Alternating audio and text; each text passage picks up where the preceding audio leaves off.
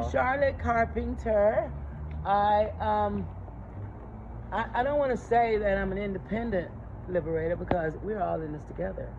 I'd like to say that I'm a collaborative liberator. I belong to every black liberation movement that there is. We are all a family. So I represent the new Black Panther Party. I represent the Vanguard. I represent the Black Liberation Movement. I represent the Juneteenth, the National Foundation and Observers for Juneteenth. I represent me and my culture and my ancestors. That's right.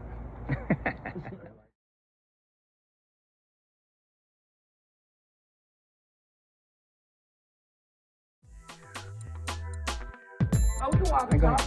Normal black folks. Everybody know we ain't got no. We all normal black folks. We live in apartments. We live in houses. We are everywhere. And when they get to a point, when we get to a point, get it. I get it. There are millionaires and billionaire black people out there. I get that. And you millionaires and billionaire black people, join us.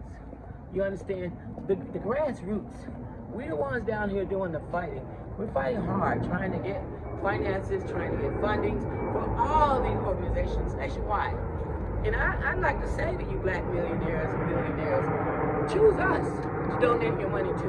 When you donate it, not trying to knock these large, reputable organizations, but when you donate to them, I mean, you forget about the little people. We're the ones on the ground. We got the boots on the ground. Try to consider reaching out to some of these small organizations, like this one. Tell them about your organization. Self-rep organization, short for self-reparations and just unity, economics, education, political, social, just reworking, repairing the black community. Fund them. I'm saying, go find a black grassroots organization, my brothers and sisters, if you do have the money. But if you don't, then we're regular people. Yeah, that's right, that's right.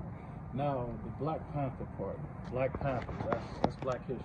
That's right. Hands down, no matter what organization you're with, no matter where you're from, the Black Panthers are black history. That's right. What age were you when you started following the Black Panthers? I'm not one of the originals, though I've met one or two of them, thank you. First out, I want to shout out to Hugh P. Newton. Happy birthday. Rest in peace, my brother. Rest in paradise. My sister, I have a sister. She's Muslim. Her name is Anissa Al-Hassan. She turned me on to the Black Panther movement. She is very powerful in South Central LA. She works with prison releases and all kinds of programs. And she represents the Masjid on Central Avenue, if you ever want to check into her. However, she took me back here in Los Angeles to my first Black Panther meeting, I guess in 2016, 17. I'm guessing the dates. And of course, we went on a tour and they showed me the houses where the police arrested some of them back in the early 70s, and the house is still a historical place. And I was just fired up already, you know. I knew Tupac's mother not really well. We weren't best friends, but she was an average lady who just hung out in South Central LA. So I joined it with my sister in 2017, and I work with those brothers in California. I work with homeless people, with the Muslims.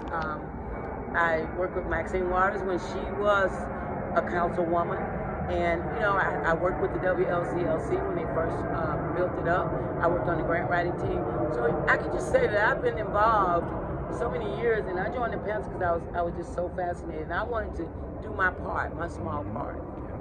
That's right. That's right. Can you tell us a little bit about the ranking, the position that you hold, what you do? Well, I don't necessarily hold any rank or any position, although I have been known to be named as the Director of Communications.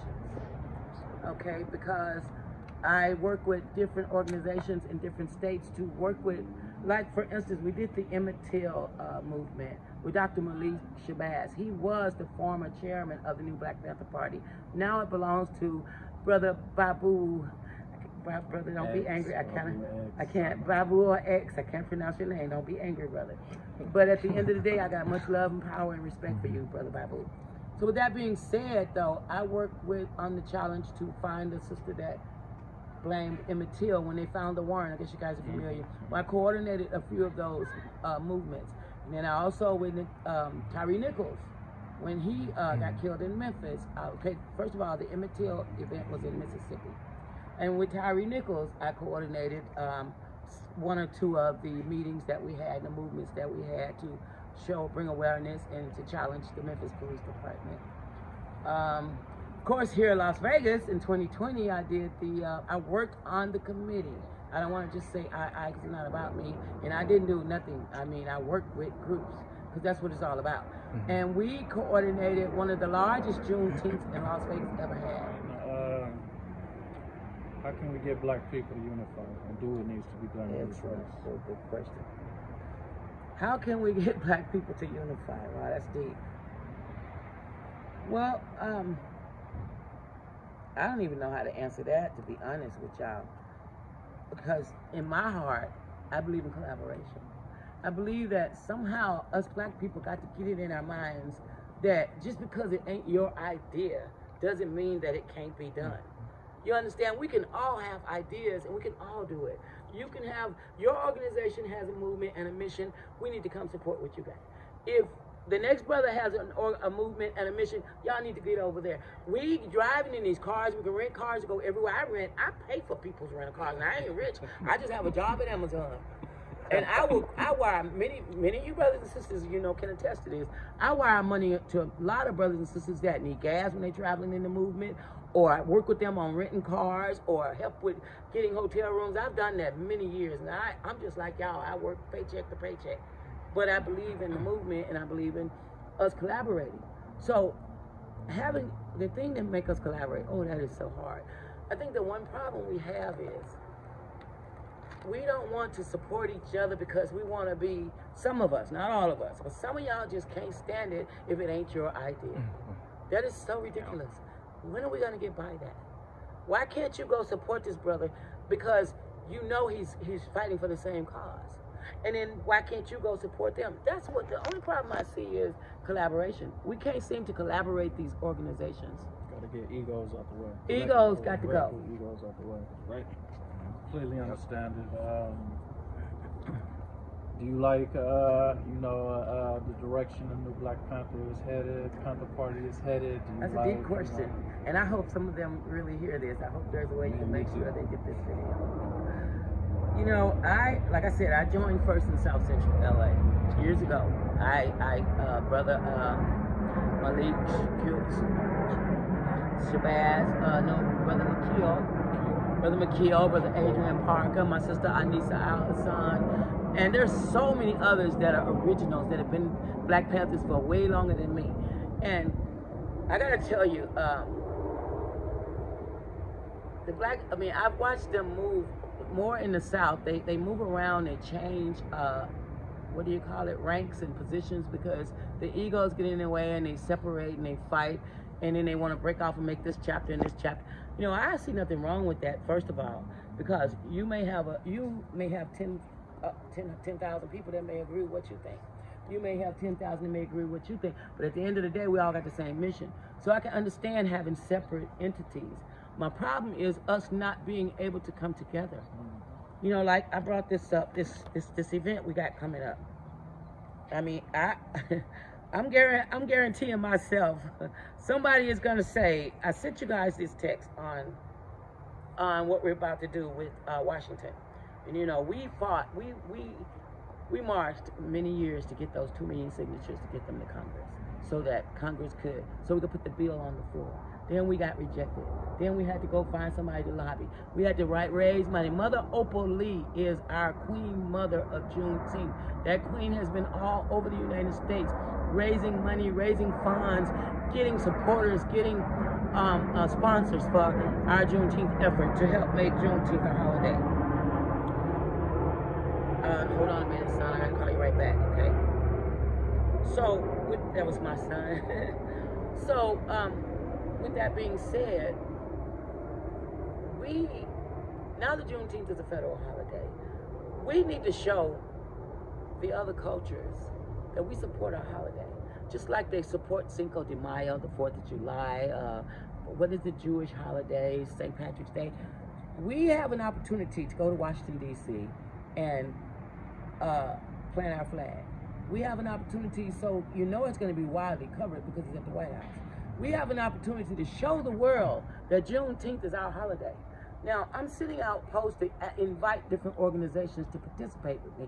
I get it, we don't have money. A lot of us jump in, the Panthers back in the day, they would, and Dr. Martin Luther King during the Civil Rights Movement, they would get in these cars and pack them up with gas and drive across the country. Who are we? We can't do that now. We so privileged now, we can't stand together. We gotta say, oh, I don't got the money. Oh, I can't afford it. That's no excuse, I'm sorry. We should be able to get together and come and support this movement in Washington. I'm sure you got a text in your box. If you didn't, and someone has a text, send it to the next brother and sister. Indeed. Last thing, is there any organizations out there nationwide that you would like to shout out that's really doing the work, putting the work in, and trying to get us together in this race? Well, I believe in the grassroots. That means, now, first of all, Black Lives Matter, I don't have too many comments other than they were on the same mission as us. And to me, they're a perfect example of big time sponsors and rich black people giving them the money because they had the notoriety. And I believe in the grassroots, like your organization. Then there's an organization several organizations in Mississippi. There's a Black Liberation Movement directed, I think the chairman is Patrick Alexander. There is the new Black Panther Party. I guess we talked about that.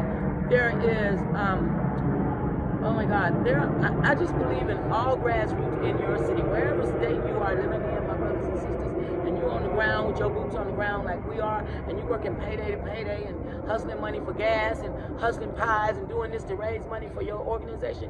You're the ones that I support. You're the ones that I feel need the funding. You're the ones that I feel need to be recognized. Because to me, y'all doing the real work. Black love, black power. I love that. Hey, I like you. I like you, baby. God bless you, King. God bless you. God bless you. God bless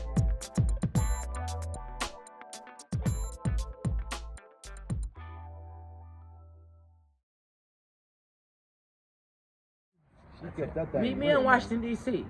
Okay, we fought, oh my God, this is a whole nother couple of years to get Congress to approve this. Now they're gonna allow the National Juneteenth, it's the National Juneteenth Observance Foundation. Like I said, and there are other groups called that are claiming to be the Juneteenth, the original Juneteenth Foundation.